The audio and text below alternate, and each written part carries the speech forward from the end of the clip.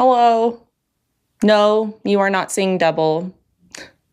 I posted this video a while ago and it got taken down. It got copyright striked. That is the first time that has ever happened on my channel. Now, why did it get copyright striked, you might ask? Well, apparently, Abraham Hicks Publications does not like anybody using their content on any level. I used video footage from their YouTube channel for my intro clip, which was less than a minute, I might add. And here's where I went wrong. I used some audio from the workshop that I attended to give life to what I was describing. It was not a lot of audio, but it was enough for them to feel like they needed to strike my entire video. The fair use laws are not black and white, and it can be very frustrating to know what falls within the realm of fair use and what doesn't. Now, in this case here, like I said before, if I'm perfectly honest, I cannot fault them for wanting to maintain complete control and ownership of the distribution of that audio. That is their right. And I actually truly understand their perspective on this. And after considering the entirety of the situation, I was in the wrong here. And I get why they would copyright strike. However, that being said, there are some double standards here. I've made two observations from this. First, I can actually see why they would not want people to critique their stuff, because this keeps people quiet. It keeps people from questioning the issues within this environment or voicing any disagreement that they deem negative. Because believe me, there's a lot to critique and question in these teachings and workshops. Secondly, riddle me this. There seems to be some inconsistency here. I did a little digging on how they have historically given copyright strikes on videos that use their content, but they seem to let videos slide as long as the content paints them in a positive light. But if somebody is in disagreement, then they are more than happy to give them the copyright axe. I tried to contact them 3 times about all of this, but they ignored me every single time. So if you saw my last video, not much will be different in this video, except all of the Abraham Hicks content will be taken out completely. I even changed the thumbnail and distorted it so they can't even get me on that. The intro doesn't have their content, and I took out all of the audio from the workshop as well. You now will hear a lot of my own interpretation. So to be clear, the views expressed in this video are based on my personal experience, research, and theological interpretation. What I did is I basically re-recorded the parts where I used their audio and am now giving my personal perspective and paraphrase of the conversations that I witnessed through my own creative interpretation.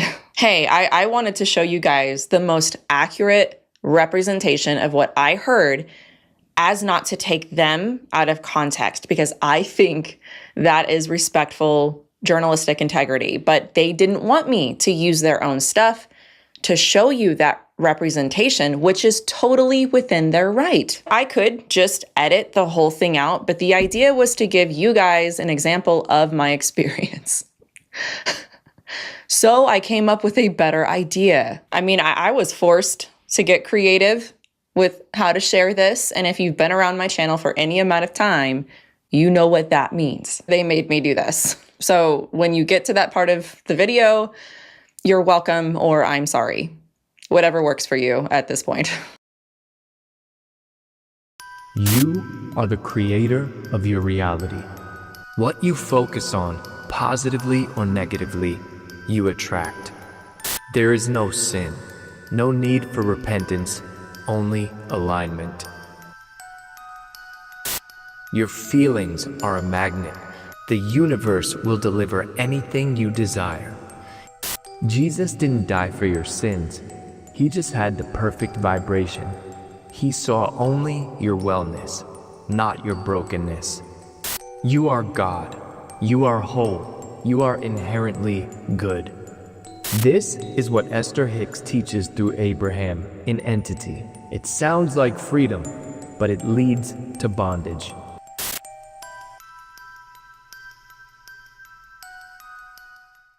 Esther Hicks is a woman who claims to channel a group of entities named Abraham.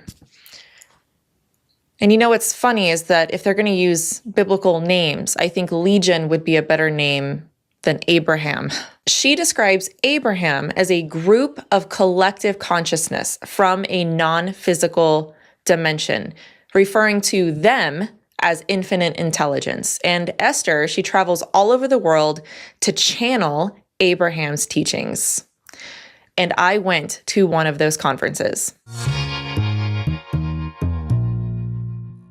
So, this video will be a little different than some of the other videos that I've done in this series. It will be longer because I find it necessary to give a little bit more information about Jerry and Esther Hicks and the beliefs that go along with them. So this will be in 3 parts. The first part, I'm going to explain to you who are Jerry and Esther Hicks. Because yes, I went to this conference, but in my opinion, it's very important to understand the history of who these people are, to see the bigger picture of their beliefs and help put that into some context, because it will help you understand the things that were taught and said and what happened at the conference. The second part is going to be me explaining my personal experience at the Abraham Hicks conference that I went to. And the third part will be my afterthoughts of that whole experience and unpacking a very interesting and surprising observation that I made when I saw all of this in person.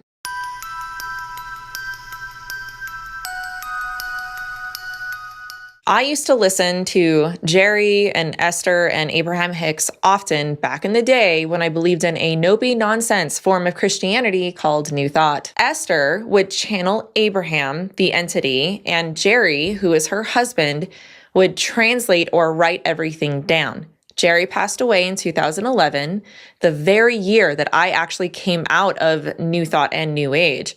And Esther has been carrying the mantle ever since. They first hit my radar in 2006 with The Secret documentary with Rhonda Byrne, and then the best-selling book came along afterwards and fried whatever was left of everyone's critical thinking. Because what a brilliant name! The Secret. It's The Secret. It's about the law of attraction, or really your hidden human divinity. It's secret. It's mysterious. It holds the truth to your power potential. And virtually all New Thought spirituality is marketed like this. Like it's some sort of divine power kept from you. It's esoteric. It's been hidden. Yet everybody on TikTok and Instagram knows about it, and people have been writing about this since the words were uttered from a slimy serpent from a certain garden. So all of these secrets that all these TikTok theologians and self-help teachers are trying to enlighten you with are virtually known by millions of people and have been known throughout human history. But it's the secret. It's great marketing. Esther's main teaching, or Abraham's main teaching really, was the law of attraction. And I was into a lot of New Thought nonsense beliefs, but in particular, I was totally enamored with the law of attraction. I kind of saw Jerry and Esther Hicks as more of the in-depth scholarly version of The Secret documentary, because they seemed to go into a lot more depth. And it wasn't just the law of attraction they covered. The law of attraction was like the headliner, but it was just more in depth. There were all kinds of different laws of the universe, apparently. I remember there being like the law of tithing, the law of assumption. That was a big one. I'll do a video about that one at some point. There was like the law of allowing, the law of malarkey. Okay, I kind of made that last one up. Kind of. But this is definitely one of those beliefs that is woven into the fabric of human thought and pop culture. Yet a lot of people don't know who the Hicks are, much less what New Thought is. But I was really into these teachings. I had purchased this ancient technology thing called CDs, where Jerry and Esther Hicks tell their story and teach the various laws of the universe. And I got a law of attraction journal. It was pretty, okay? It was pretty. Where I would write what I wanted to attract on this really useful ancient relic called paper. I even hired a law of attraction coach. She specialized not just in the law of attraction, but in the teachings of Abraham. So really, really funny side story about this. I remember one time me and my coach had a phone call scheduled, and the idea was that she would call and teach me all these secret laws of the universe. And I have to tell you guys, it was so incredibly boring. It just wasn't what I expected. I wanted to know how to manifest things and how to be super spiritual, not here overwhelmed with the amount of laws of the universe that seem like a lot of work to even know about. Do you know what's funny though? So I purchased this entire CD, and I remember it being pretty expensive, and I listened to it regularly. It was narrated by Jerry, who's a very monotone voice, by the way. And the lessons, they went back all the way to 1987, but I don't remember a thing. The only thing I somewhat remember is the beginning, where Jerry and Esther Hicks tell their story on how they even got involved with this. And one sentiment that I remember Esther gave was that she had heard that this sort of thing is demonic. But no, that's nonsense. It's not demonic. It's just misunderstood. She found Abraham to be loving and wise, and the teachings of Abraham to be just this absolute end game for everything that you're looking for. In fact, this is the introductory paragraph of the Law of Attraction book. I'm going to read it to you because I don't actually own it. I had to look it up. All right, this is the introductory paragraph of the book version of this. It says, "This is it. Here they are. You don't have to go any further. Put all the other books down, unenroll from all the workshops and seminars, and tell your life coach you won't need to be calling anymore. Because this is it. Everything you need to know about life and how to make it work. Here they are. All the rules of the road for this extraordinary journey. All the tools with which to create the experiences you've always wanted. You don't have to go any further than where you are right now. Indeed, look at what you've done already. Just look. I mean, right now, look at what you're holding in your hands, which is supposed to be a book. You did that. You put this book right here, right where it is, right in front of your eyes. You manifested it out of the clear blue sky. That alone is all the evidence you need that this book works. Don't you understand? No, don't jump over this. It's important that you really hear this. I'm telling you that you are holding in your hands the best proof you could ever give yourself that the law of attraction is real, is effective, and produces physical outcomes in the real world. Let me explain. Somewhere in the deep reaches of your consciousness, somewhere in an important place in your mind, you set an intention to receive this message, or this book would have never found its way to you. It's brilliant marketing, but I'm going to pull an Uno reverse, okay? Check this out. By this logic, me making this video about this spiritual nopey nonsense was brought to you by you. You manifested this video. Speaking of logic, which is New Thought's worst enemy, besides scripture, we have a circular reasoning issue, okay, that is basically claiming that the test for this book's validity and truth is basically because you have this book, then it must be true. Then the overgeneralization of claiming that this book is the only book you will ever need is either marketing hype or overconfidence. Then the confirmation bias manipulation is very interesting here. I see this all throughout New Thought spaces. It interprets the very normal act of simply buying or picking up a book as supernatural evidence and replaces critical thinking with emotional validation. This is also what false teachers do, by the way. You are special. Look how powerful you are. You can unlock the secrets of the universe because it's all within you.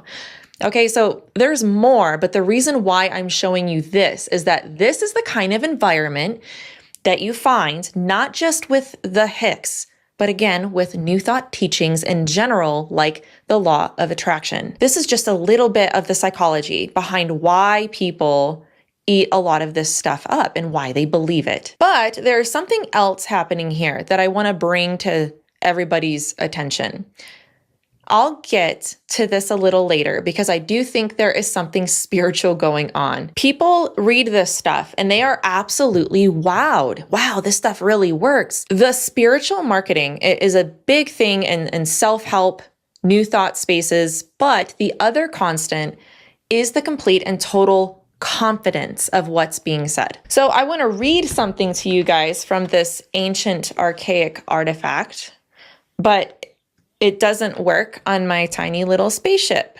So I'm going to read an article to you that gives you a good idea of their background and how this whole Abraham Hicks thing got started. Now I'm just keeping it real. It's a little long, but I mean, I warned you. I actually tried to give myself a word count on this video, and that's just not gonna happen. If you want to read the full article, I'll leave a link in the description. Okay, now as I read this, I know that there's gonna be certain things that you guys are gonna pick up on, especially considering in light of some of my past videos.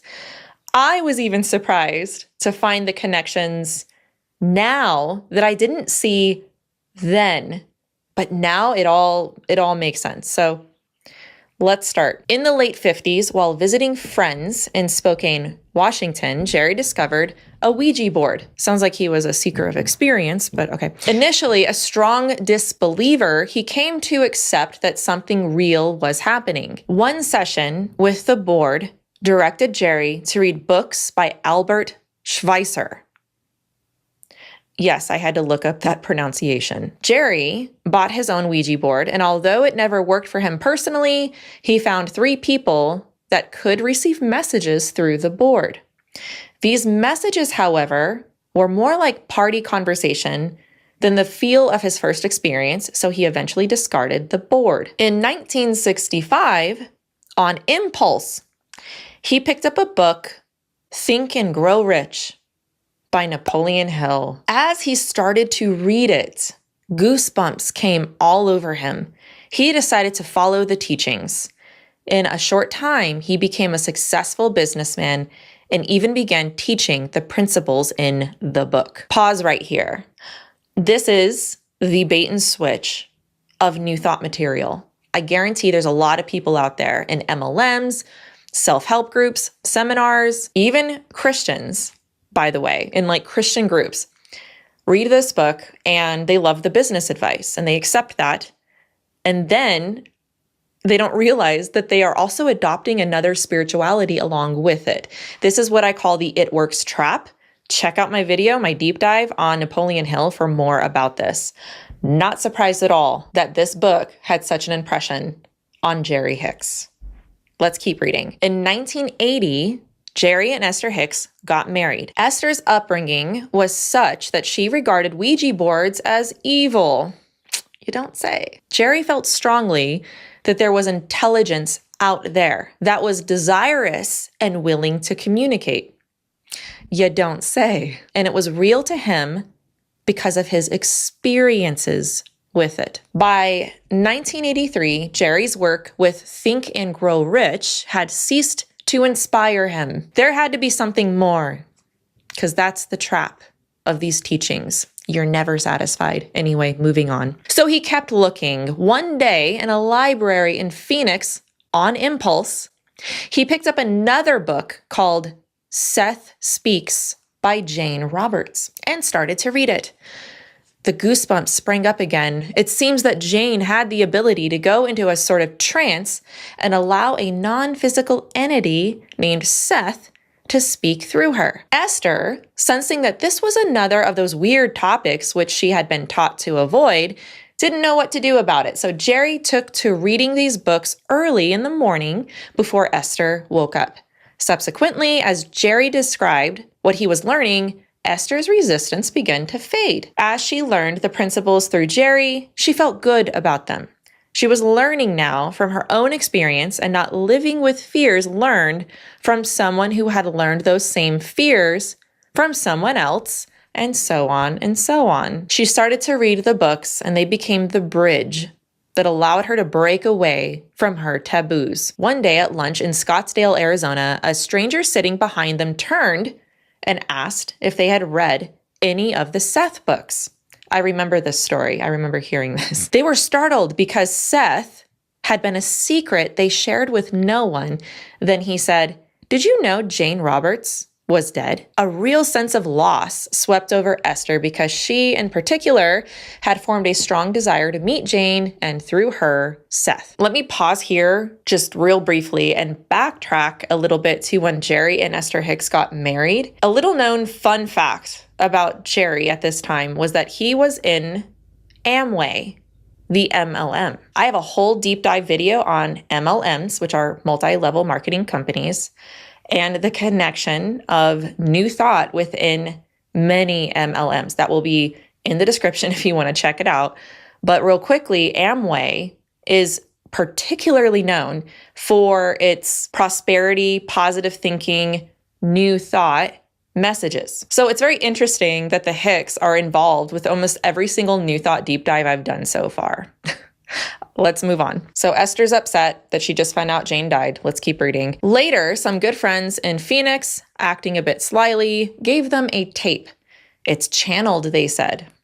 That meant nothing to Esther, but as they explained what it was, it became obvious that this was exactly what Jane Roberts had been doing with Seth. The tape was of a woman whom, as it turned out, was coming through Phoenix and offering to channel for people and answer their questions. They made an appointment to see her as they visited with non-physical entities called Theo. They booked a second session for the next day. Then Esther asked, "What can we do to speed up the achievement of our goals?"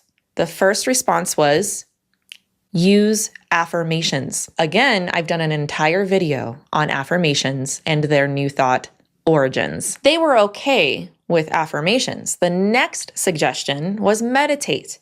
Neither of them were okay with that, but Ouija boards were apparently okay. But neither of them were okay with that because each had their own baggage on the subject. But the further explanation was to simply relax in comfortable clothes in a quiet place and focus on breathing. So to them, this version of meditation sounded doable. All right, we have one more paragraph.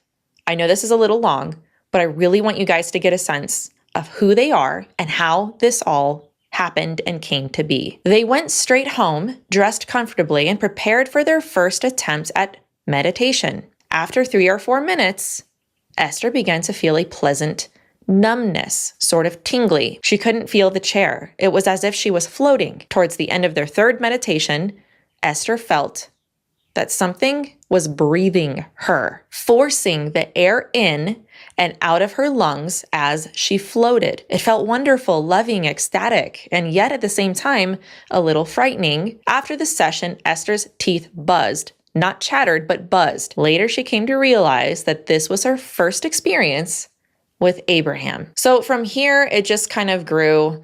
After this became automatic writing, where Abraham was slowly taking over more and more of Esther's body. One of the first ways that Abraham communicated with Esther was through automatic writing. It was a little odd. Her head would move, and she started thinking, wow, something's being spelled out with my nose. And Jerry, who's now basically turned into a translator, gets out a notebook. And this is what her nose spelled out. "I am Abraham. I am your spiritual guide. I love you. I am here to work with you." The next thing that came after that was automatic writing with her hand. And then after that, speaking through Esther. Now, something particularly creepy, and is one of the ways that Esther has described her first experience with Abraham, is that she felt like something was breathing her. It wasn't breathing into her, it was breathing her. She says this in the passive voice. that it was something done to her.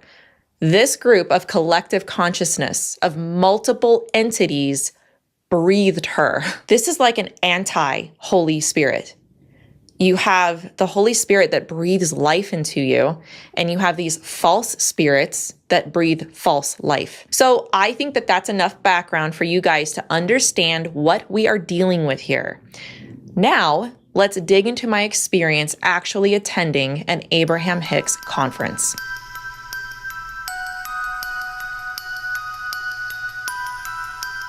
So this conference was on March 22nd, 2025 in Santa Fe, New Mexico. If you're not familiar with Santa Fe, let's just say I'm not surprised it was there. Beautiful drive though, okay? I arrive at the building where they're having the events, and of course there's books outside before you go in. And what I usually do when I visit any of these spaces is I sit as far back as I can, very inconspicuous. I am not trying to bring attention to myself. Also, just a side note here, because I know that there are going to be some Christians out there who might be wondering why I would even go to a place like this. And the thing is that I've always done this. Before the Tubes of You, since 2011, I have visited alternative spiritual places and regularly have spoken to people who have different beliefs. I've done this for years, and this is actually a very normal thing for me. Now, if you've read my book, Happy Lies, which is about the New Thought movement, I did lots of interviews for that book and visited many unchristian, even anti-Christian spaces. There's a lot of places that I have visited that I haven't shared, I haven't made videos of, because I don't go to these places for content. I go because I genuinely enjoy and get a lot out of learning about different belief systems, because I find it valuable to understand them to reach others for the gospel. This is the apologist in me. It's very annoying. I look at apologetics being very similar to journalism. Knowing what you believe and why you believe it requires good research and theological journalism, basically. I have another series on my channel where I go out in my city and have conversations with people on the street. I just find it useful to share some of those experiences with people on my channel, because I think it's important to remember that every non-believer you see, they don't know Jesus. And it's really hard to forget that someone is made in the image of God when you're staring at them in the eye and treating them like a human being. Understanding does not mean affirmation. This sharpens my beliefs, gets me out of my echo chamber to really understand why I believe what I do. And best of all, it gives me the opportunity to have meaningful spiritual conversations with people that normally wouldn't have them with a Christian. A lot of people in these spaces don't have a good experience with Christians or Christianity. So I go in as a witness, to witness, not as a sponge. That's just a necessary side note there. But anyways, I digress. Let's get back to the visit. All right, so I'm there and I go and I sit in the back. As usual, I have my handy dandy notebook and take notes on this ancient paper thing. And I was absolutely thrilled to know that they would be sending us the audio of the conference, so I didn't have to take notes on my paper like a maniac. They hand us these little pamphlets when you walk in. I'll probably put up a photo up on the screen. And something else to note is on the back, there's an emotional guidance scale. You can see that it's taken from the book Ask and It Is Given, page 114. This is interesting to know because in New Thought, in the law of attraction teaching, your feelings and thoughts have a vibration, a frequency. And depending on where you're at, the highest that you can be on is love. And the lowest frequency you can be on is fear. And so the higher the frequency, the better the attraction. So that's important to know and to give you some context for some of the information that you will be getting later. Now, the other thing I noticed was the demographic. It was mostly women, maybe, again, mostly between the ages of 50 to 70 and maybe 20 to 30% men. But there was still a pretty good amount of people that seemed to be between the ages of 20 to 40. So the conference officially started, and it opened with a very strange song that was a little cringe, if I'm honest. I used to be a preschool teacher for many years, and this song straight up sounded like something I would play for my 2-year-old. Hello, it's me again. So I had the song inserted here, just maybe about 5 or 6 seconds of it, but I took it out just to be safe. So right now it's just my face right now telling you that if you want to hear this song, you can find a link to it in the description, but fair warning, it's catchy.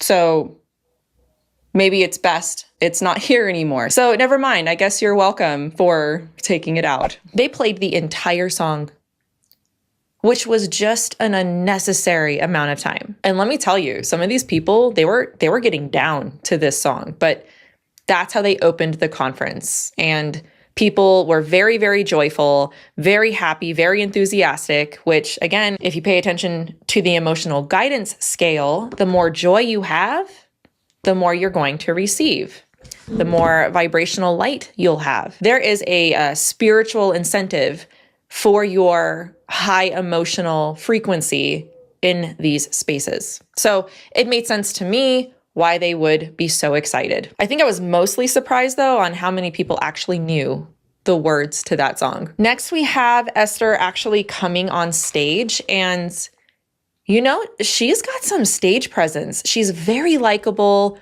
cracked the right jokes at the right time, seemed very comfortable on stage, and pretty down to earth. She talked for quite a bit, but then she said she was going to get Abraham. Now, what I did not expect was for her to right there on stage go into a trance and invoke Abraham. I thought she was just going to like go behind the stage or something, but no.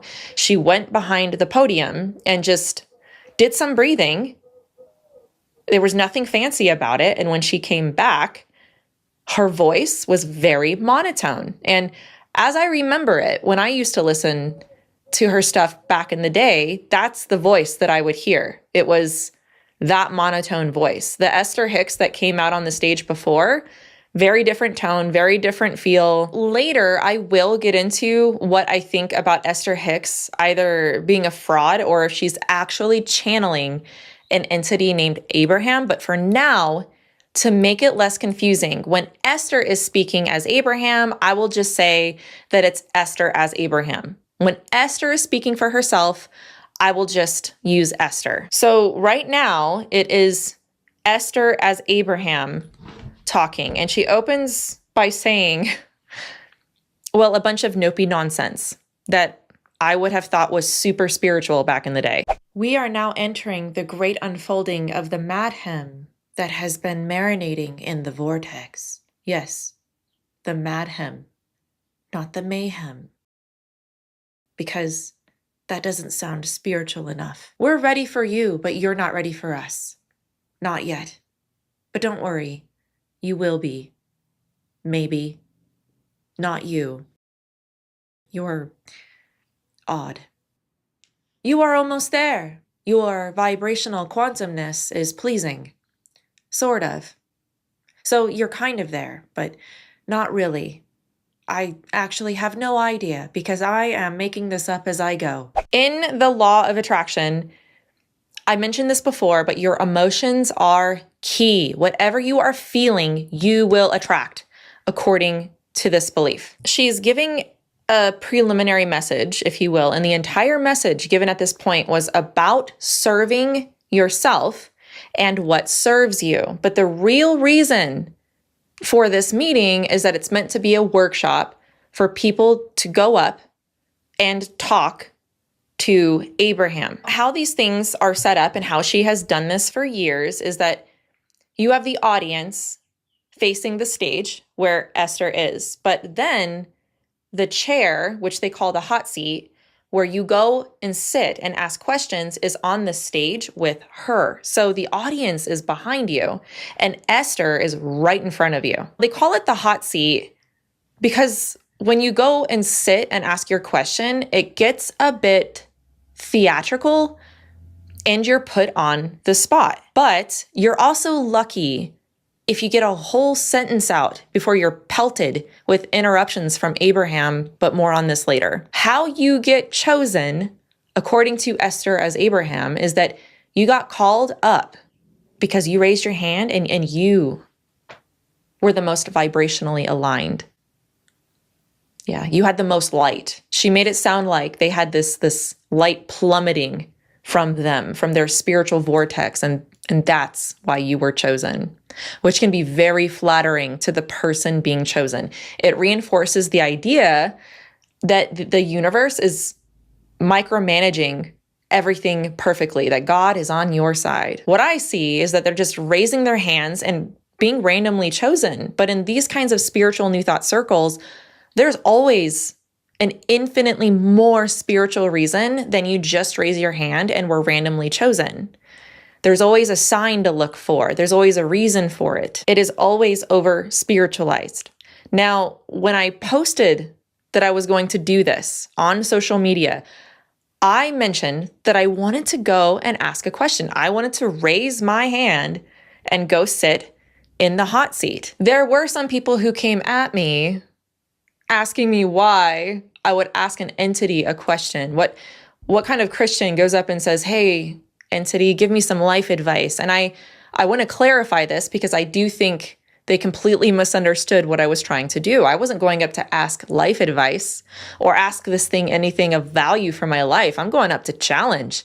I'm going up there as a Christian believer who isn't falling for this spiritual nopey nonsense. My goal would not have been to convince Esther Hicks of anything, but to put a stone in the shoe of the audience and step into a place that most Christians won't go and hopefully ask challenging questions that they've probably never heard before. But she didn't call on me. Apparently my light wasn't bright enough. So that's that. However, even if she did call on me, almost everyone who sat in that hot seat got steamrolled at some point.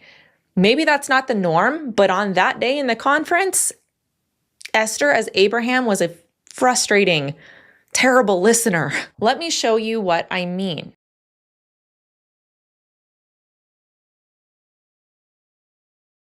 Yeah, well, it's been really hard, and I've been doing my best to just learn as best as... Yeah, we get it. Whatever, blah, blah. What's your question? I mean, I'm trying so hard to control my thoughts. I'm trying so hard not to be negative. This is the only part of my life that I... Yeah, let us tell you what Esther did last night. It was so funny. We get such a kick out of her. I mean, I want to accomplish all of my goals, and I love what I've done so far, but I know So let's get off the subject. Let us tell you a story. Esther once had the best potato sandwich of her life, but she didn't order it. She allowed it. Was it already in the vortex? Yes. She just stopped resisting lunch. We know. That's really deep and incredibly relevant to the question that you just asked. Yeah, well, my question is about what do you say to people who don't believe in this malarkey and they actually give good reasons for why it's malarkey? Well, you just have to have more malarkey ready for them whenever they ask. Just use really big words that they can't verify or understand and make sure that you talk over them as much as possible. Because I know that And interrupt. Yeah. For some reason, I just don't know. No, don't speak uncertainty into the vortex. Now let us give you some really horrible, nopey nonsense life advice. And if it ruins your life, just remember, that's your vibrational alignment. Not our fault. So the thing is that I really don't quite understand what the issue... Well, then you just give them a hug and a high five, perhaps. I know that I have a lot more to accomplish and I have a lot more work to do. It's just that Yes, we know. Now you need to stop being so negative. Now let us tell you the time about when Esther had the best potato sandwich of her life. But It even came with a pickle. That's nice. To be clear, she doesn't do this with every person. And sometimes what she's interrupting with isn't like horrible advice or out of nowhere. She just didn't let hardly anyone get out a full question before she jumped in and interrupted, and would take the few words somebody was even starting with and sometimes just go on this tangent monologue of explanation without even hearing exactly what the person was asking. As someone sitting in the audience, actually interested to hear what this person was going through, I was so frustrated. I have note after note complaining about how much she's interrupting. Sometimes the person would ask a question and they'll get the question out, but then every follow-up was just kind of railroaded. She would go off into random stories. And what it looked like to me was the kid in front of the class that didn't do their assignment and they have to fill in the space. She was just trying to take up time. Okay, what it reminded me of is Aunt Sally, who has absolutely no social awareness and doesn't know when they're talking too much, thinks everybody wants their advice, little narcissistic maybe. Like, that's the impression it gave me. The first person that went up actually got their question out, but I would say her answer was basically oversimplified word salad. To a lot of people who may not be familiar with the teachings of Esther and Abraham, there's a whole language in Esther land that if you're not familiar with, it can be very confusing to an outsider. So everybody going up wanting guidance isn't going to teach, but be taught. If they don't understand, then the assumption is that they are the ones that need to reevaluate, not Esther as Abraham. These people need actual answers, and they're looking to Esther and Abraham as spiritual guides, as authorities. So considering all of this, all right, this is my perspective on it. You have the specific way that the seating is set up, the constant interruptions, the spiritual authority, and as somebody who's not under the spell of Esther and Abraham Hicks, to me, this looked like a power play. I have so much more to say about this observation, the constant interrupting, the railroading, and this dynamic in the next part. All right, now this is something I wrote in my notes, and I do want to share this. I mentioned the demographic earlier, and I cannot prove this, but this is just an observation. I call this the pain point. I have researched the New Thought movement as best as I can, and there's always more to know. I will not call myself an expert on this. I am a learner. But because I love to do boots on the ground research like this, and I get to talk to a lot of people, there is one common denominator that I've noticed in people that are attracted to New Thought beliefs. And it's that a lot of them have experienced deep trauma. In fact, it seems like the more hurt they have been, I would say the more attracted they are to these false beliefs. I call this the pain point, where the reason why somebody believes what they do doesn't have to do with truth, but the experience and emotional relief that they get from it. So again, I can't prove it, but I would guess that a large portion of that audience had experienced a lot of pain. And the teachings of someone like Abraham and Esther give them back the power. But ironically, sadly, I think that is what these types of teachers capitalize on and exploit. They want you broken. You're useful to them if you're broken. This is the pattern I have seen in these circles, and I want to point out an inconsistency here, okay? They have to keep you in submission while teaching that you submit to no one. They teach you to critically think by telling you to shut off your mind. They teach you humility in the name of pride. So people can be really double-minded and confused without realizing that's what they're doing. And the people that are the most vulnerable to spiritual abuse are the ones that have experienced a lot of trauma. And there are just other things with her overall behavior that was just off to me. There was one time at the end of the day when she pointed to someone to come up to the front, and one of the people sitting next to him misunderstood, thinking she had pointed to him and started coming up. And Esther, as Abraham, kind of overreacted. Who's next? Let the vortex decide. Ooh, me, pick me, pick me. You. Right there.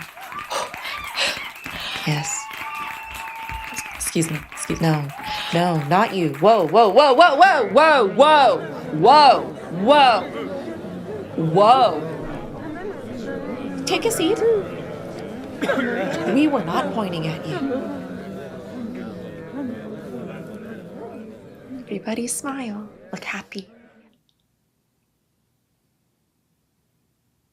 I did find the clip of this interaction, but they annoyingly cut out a portion of it. Cut this out of the audio.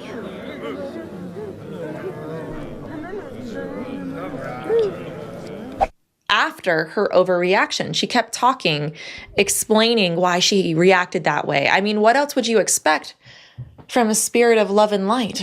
If it were me, I just would have invited the person up and thought I pointed to them. I mean, according to Esther Hicks' own beliefs, they manifested it and brought it onto themselves, didn't they? What's really funny is that Esther, as Abraham, seemed really disappointed in the person that she supposedly chose. The highlight of the event, in my opinion, was this one conversation that really stuck out to me. There was one woman that went up to ask a very interesting question. Yeah, so I'm having trouble really understanding what Abraham is, and Yeah, we understand. You don't get it. You're not ready for it. What else did you want to know? Yeah, okay, well, what about God's will in all of this? And what about God's will is your will, and living happily ever after is God's will. God just wants you to be happy. Right. No, yeah, but there's more to my question. Yes, what was your question? Okay, so let me start again. For understanding what Abraham is, I just... Do you even understand why you asked what you asked in the way that you asked it? Well, you said that we bring into our life what we feel love for, and I guess I'm having trouble understanding really what that means. Have you even been listening at all this whole time to what we have been saying? Yes. Yeah. I mean, that's how I know what you just said. I just don't understand it. If you find something that you feel a lot of love for, and that joy and that emotion and that feeling tells you that you are in alignment with what you call God, and that's God's will, that you feel awesomeness all the time. See, they get it. How are they clapping? You don't get it. Yeah, my relationship with God has really grown lately, especially in the last year, and I just...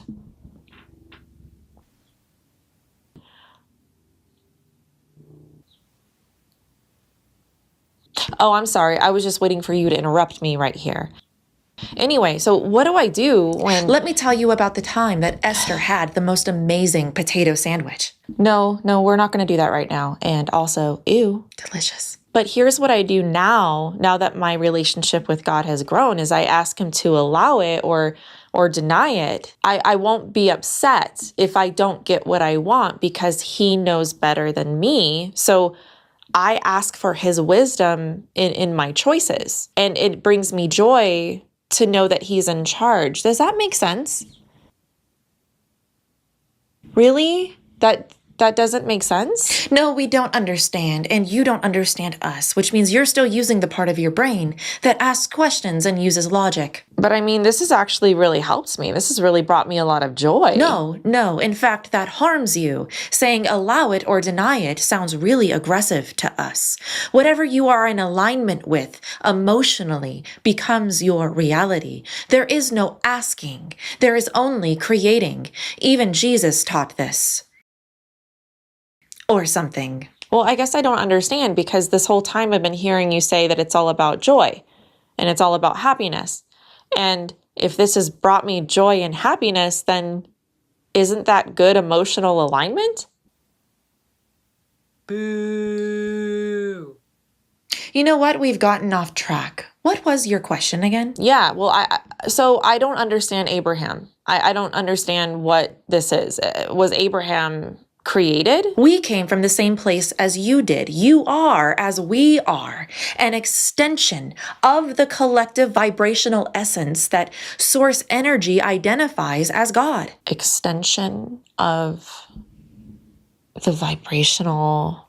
I suppose that we too shall call it God, the ever-expanding, ever-becoming essence, shaped endlessly by the participatory resonance of all that is, all that was, and all that is in the process of unfolding and becoming.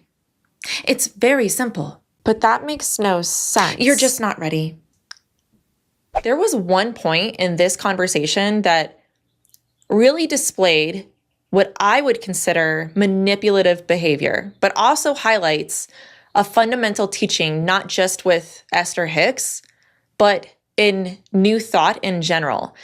It's the insistence that we are not separate from God. But God is bigger than us, so isn't God bigger than Abraham? You don't get it. You are not hearing us. You must get out of your mind and feel what's true. You need to get that we are all one. Abraham is God. You are God. We are all God. Yeah. Well, yeah, I mean, I do feel like I'm a part of God. Yeah, it's just, I just... You say that you're a part of God, so why do you ask such silly questions? Well, I mean, I don't... That doesn't go together. This is my first time with all of this stuff. Apparently. I mentioned before that one of the reasons I go to these things is for research, yeah, but also to talk with people. When this girl was done talking, I was so interested to go talk with her and ask her where that question came from. I thought it was a very insightful and actually what I would consider a very challenging question to ask in this environment for obvious reasons. So this girl immediately had my respect. So I did catch up with her afterwards, and we have now become friends. And she's absolutely delightful and very interesting human being. Let me explain why this question was so interesting to me real briefly, because it's a challenge to the overall encompassing worldview of oneness and unity that Esther and Abraham Hicks' New Thought spirituality is known for. I've made multiple videos about this, which is what some people might recognize as oneness, spiritual unity, monism, non-duality. Pick your fancy word. It's the idea that we are not separate from God, that it's an illusion that you are separated from God. This is the exact opposite of what the Bible teaches. I want to stay on track here, and I don't want to derail into explaining what all of that is. So if you want to know more about that, it will be in the description if you want to check it out. So this was a 2-day workshop, and I only stayed for that one day. And of course, there's always more to these visits, but I think that this is sufficient to give you guys an idea of what the visit was like while still being respectful of everybody else's privacy. Now I want to share with you my afterthoughts of this visit.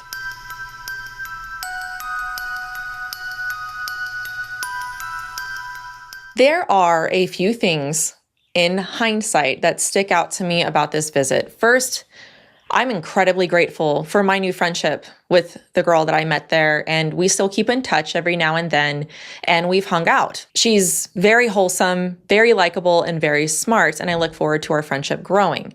Second, I can't believe I'm going to say this, but for as long as I have followed Esther and Abraham Hicks in the past and read her work, listened to her stuff, actually seeing this in person was the first time I had ever actually seriously considered that Esther might be a fraud. I'll get into that later, but the third thing is the psychological aspect of how these conversations were conducted. It seemed very manipulative to me. But let's go ahead and start with my thoughts about whether Esther is a fraud or if she's actually channeling a collective consciousness. Let's start with the perspective of why I think she's not faking it, that she is actually channeling a group of entities. I think there's obvious reasons why I think that she's channeling a genuine spirit. The first thing is the spiritual information. I mean, there's been many times that Abraham has given spiritual information that nobody could have known. But just because a spiritual source provides accurate information doesn't mean it's divine or trustworthy. Deuteronomy 13 says, even if a prophet gives a sign or wonder that comes true, if they lead you to follow other gods, they are still to be rejected. Second thing is, in my experience, there's a consistency of spiritual information that comes from these entities. You are divine, you have the power. And the identity of Jesus is like a great sage trying to give you esoteric wisdom. It's this metaphysical definition of all these biblical ideas. Christians are always the bad guys, and the highest vibration and spiritual belief is love. This is literally Satan's MO. And spiritual entities repeat this. Now, the third reason why I would think that Esther isn't a fraud is that her whole demeanor and vocabulary completely changes when she's channeling Abraham. Now, that alone may not be convincing. That might be a weak point because she could just simply be a good actress. But what I find very interesting is that the word salad information that comes forth is very interesting. It's nonsense, but it's interesting nonsense. It's almost like somebody taking on a completely different mind in person and persona with this different type of information and knowledge that kind of goes over your head. But given the occultic past with the law of attraction and how a lot of new thought material exists because of channeled entities and channeled material, it seems consistent that they would keep bringing this information forth. The fourth reason is more of a perspective reason. I don't believe that every psychic medium out there, every channeler, is faking it. The Christian worldview is a supernatural worldview. That means that there are good entities and false entities. And false entities do have contact with humanity. That looks a certain way, and it does exist. So it's not me saying, oh, I think she's a fraud because all this stuff is fake. It's surely a possibility that she is indeed channeling this group of collective consciousness. The very origins of the teachings of Abraham come from the occult. So it makes perfect sense that these entities would carry this spiritual new thought torch on to present day humanity. Now I'm going to share with you my new perspective on why it might be fake. The first thing that I'm considering is the recycled material. So speaking of new thought material, much of what Abraham teaches borrows heavily from earlier new thought and metaphysical thinkers, Napoleon Hill, Neville Goddard, Wallace Wattles, right? So it's not just fresh divine revelation, it's old self-help concepts with a cosmic rebrand. If you study New Thought history, it's shockingly easy to trace the trail of ideas. Not only this, but my friend John Clash, who was also very deeply involved with the law of attraction, he brought up an interesting point. He said that it's interesting how Abraham can't speak in other languages. If you really are an entity of infinite intelligence, shouldn't you know other languages to talk to other people in other cultures? I thought that was an interesting observation. So considering the origin story of Jerry and Esther Hicks and the spiritual beliefs, the spiritual new thought beliefs that they were exposed to, it's reasonable to assume that that's where they got a lot of the information from. The second thing is that it's really repetitive. I'm surprised that I never noticed this before, but Esther and Abraham Hicks are annoyingly repetitive. For someone claiming access to infinite intelligence, there's a notable absence of testable insight. It's annoyingly ambiguous. Abraham never predicts anything concrete, never reveals verifiable knowledge that no one could know, never offers provable miracles. Everything stays vague, motivational, positive, and unchallengeable. If she does go off the beaten path and she messes up, it would be an opportunity to default to the spiritual authority, Abraham, not Esther. Say she's faking it, okay? Say she's just faking it and she goes off the beaten path and says something wrong and she messes up, right? And maybe she really messes up somebody's life. Well, that's not Esther's fault. It's Abraham's. This, to me, would be a great tactic to take the responsibility off of her. If she's wrong, or if there's something that she could be held accountable for, well, then just blame Abraham. It's his fault. It's the entity that's giving you this information. And because the entity is a higher vibration and you are a low vibration peasant, then you must be misunderstanding. The third thing is the mannerisms. All right, this is what really stuck out to me the most and what really made me question whether Esther might be a fraud. And it was how she treats people. That whole hot seat debacle that I saw, that didn't seem like a spiritual experience to me. What that looked like to me was somebody that was being coercive. Whether she's faking it or not, to me, these people are obviously and very clearly being manipulated. Which brings me to my next point. There's a whole psychological aspect here. Now, either way, whether she's faking it or if this is an authentic collective consciousness that she is channeling, either way, that doesn't look good. Now, I blame this on learning a lot about critical thinking and logic. Thank you, SES. But I saw this whole conference through a very different lens. This whole dynamic that is set up, to me, just screams spiritual manipulation. Now, I mentioned this a few times before in part 2, but here's where I'm really going to give a thorough analysis of this whole psychological aspect. Whether it's Esther speaking and completely faking it, or whether it's actually a group of entities, their way of conducting conversation was aggressive and manipulative. This, to me, looked like coercive control disguised as guidance. The person asking the question was railroaded and constantly talked over and interrupted. It almost, to me, seemed like a tactic to get them either off track or to get them to stop asking questions to take up time or to assert authority. Or all of that. This, to me, seems like what a demonic entity would do. There were times that I didn't even understand what the question was that the person was asking.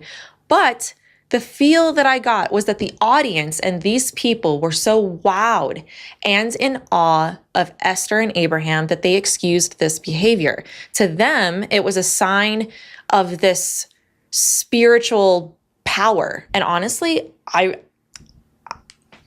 get it. I remember being wowed by Abraham because now I can think about it. You have this group of collective consciousness, right? Who's teaching about vibrational frequencies of feeling, where the highest that you can feel is love. But this spirit wasn't loving. Let me put this in a different perspective. If a human being treated another human being like this, then they would be labeled aggressive, a steamroller, rude, and probably looked at with a narcissistic ego. They would not be looked at as some sort of spiritual guide. If a regular person interrupted you constantly, redirected your questions, talked over you, completely red herringed the conversation, and used their platform to dominate the conversation, we would call that manipulative, dismissive, and controlling. It's not dialogue, it's a power play. There was a clear conversation hijacking. The focus was constantly shifted away from the person's actual question as if to preserve control of the narrative. Interruption was used as dominance. In my perspective, cutting the person off repeatedly told me that their voice mattered less. And I would say there's also emotional manipulation at play. The person in the hot seat was made to feel seen just long enough to be disarmed, only to be steamrolled by what seemed to be random and unnecessary stories and word salad half answers. And layered on top of that, to me, seemed to be this pseudo-spiritual gaslighting. So basically, any resistance, confusion, or follow-up question could merely be just vibrational misalignment. If a pastor, a life coach, a spouse behaved this way, we would call it spiritual manipulation. But here, it was reframed as divine insight, which makes it all the more difficult to question or expose. But not Abraham Hicks. Abraham Hicks is wise and gives us secrets to the universe about ourselves. And Esther Hicks wants to sit there and talk about how Abraham is going to teach us about love, respect, and how to treat others. When supposedly Abraham can't even display this, then you have thousands and thousands of followers who all allow this kind of inconsistent behavior. And I'm not falling for it. I think this is by design so that people stay submissive and chained to the teachings. This is what false gospels and false teachers do. You're put in your place, so you pretend that you understand and you nod along.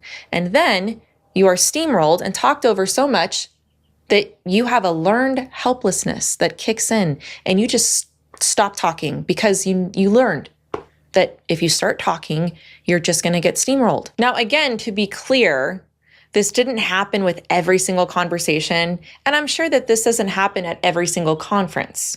But I know enough of this material to know that, yeah, this happens a lot. I've heard enough of these conferences to know that this is pretty much the atmosphere. Now, to be fair, I think I'm making it sound like no conversation was happening, and that's not the case. But of course, I do want to say that there were obviously some parts of the conversation that were okay.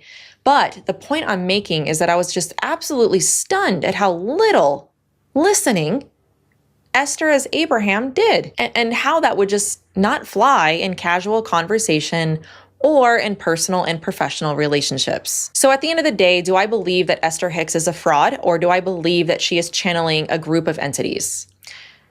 I have to say at this point, I do believe that she actually is channeling a group of entities. All that psychological stuff that I just told you sounds like Satan to me. That sounds like a demon. There's a reason why God warns against occultic teachings and practices. He warns against them not because they don't work, but because they do work. He warns against them because they will deceive you. Let's look at a scripture about this. It's 1 Timothy chapter 4, verse 1.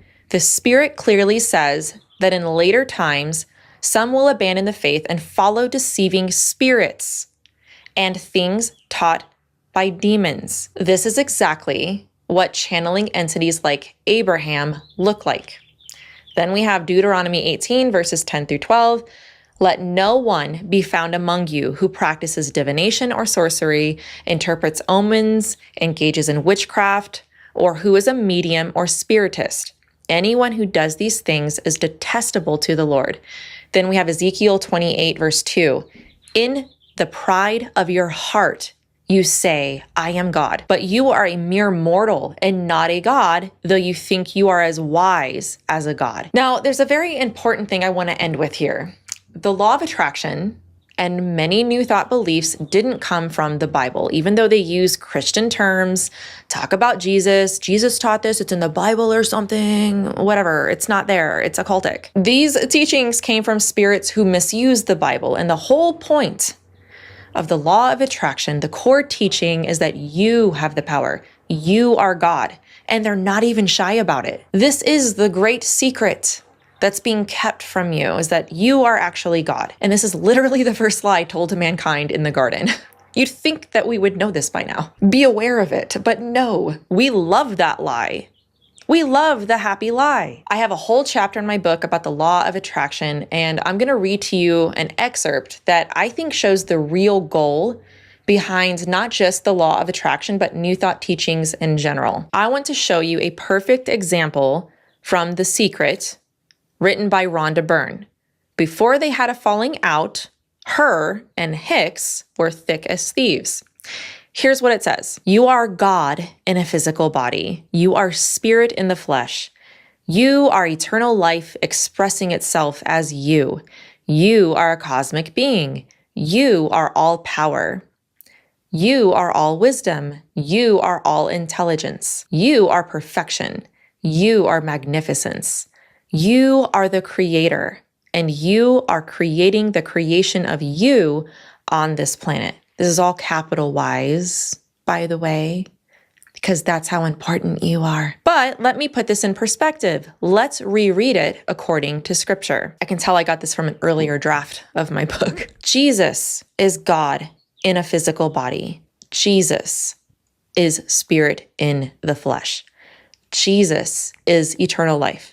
Jesus is a cosmic being. Jesus is all power. Jesus is all wisdom. Jesus is all intelligence. Jesus is perfection. Jesus is magnificence. Jesus is the creator, and he created the creation of you on this planet. That sounds so much better. That first one I read to you, that's Antichrist. This is what Satan wanted for himself. He wanted to be God. He wanted to be like God. And this is the very lie that deceived humanity to sin. And the irony is that in humanity's pursuit to become more like God, they become more like Satan. So that was my visit to an Abraham Hicks conference. And as I usually say at the end of these things, that there's always more I could have gone over, there you have it. That's my video. Let me know what you think, though. Let me know in the comments below. Are you familiar with Esther and Abraham Hicks? Have you had any experiences? Let me know your thoughts in the comments below.